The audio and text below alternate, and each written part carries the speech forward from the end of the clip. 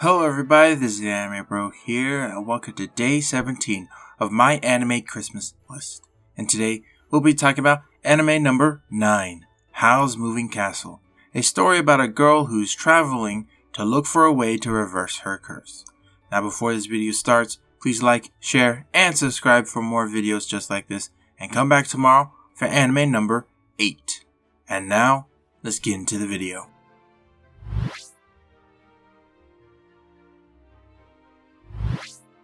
So the first thing that I want to talk about is the story. Now just like my anime reviews, I have a good point that I really liked about the story and a bad point that I really didn't like. And we're going to first start off with a good point. So a good point that I really liked about this movie is the character development of Sophie. So Sophie is the main character of this movie, and what she's trying to do is find a way to reverse a curse she has. Now, spoiler alert, she doesn't really find a way to break her curse, but the one thing that she does learn is to basically live with it. So her curse works like this. How she feels about herself, that's what she looks like. So that's why if you see the poster and you see an old woman, that's Sophie, because deep down inside she always thinks of her as ugly. But at the very end, she learns to respect herself and eventually even love herself, which is a really cool thing that happens in the movie. Instead of being like, okay, your curse is broken, it becomes more of, okay, I've learned to love myself, and even with this curse on, I can still live normally. So a bad point that I really didn't like about the show was that there's not much world building. Now, I know the focus of the show is basically character development, but really in fantasy I look for the world building aspect in it, and because there's not much world building in it, I kind of use it as a downside whenever I talk about shows. And it could also be the point of it being a movie, so it doesn't have much time to focus on the world building and whatnot, but that's just something I didn't like about it.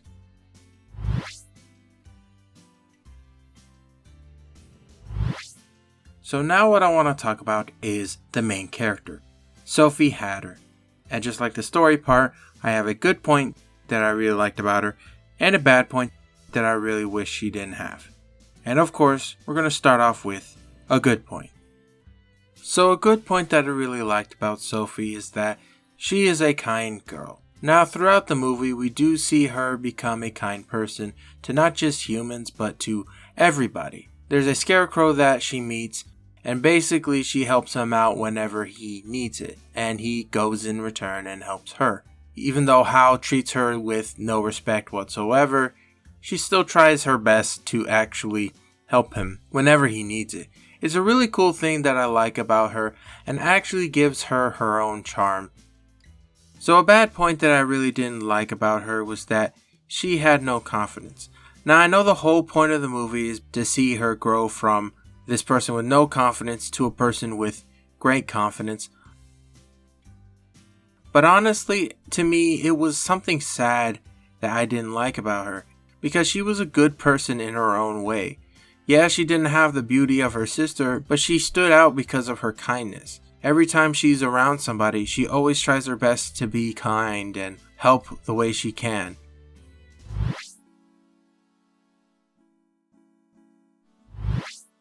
So before I end this video, I just want to tell you why this anime is number 9 on my list.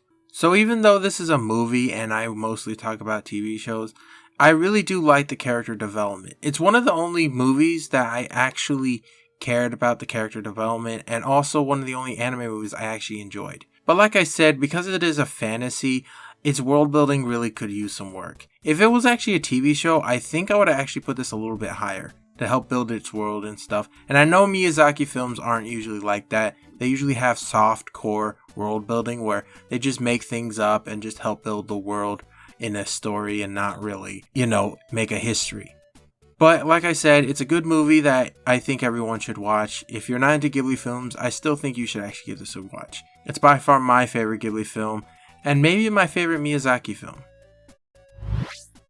Alright, and that is the end of this video.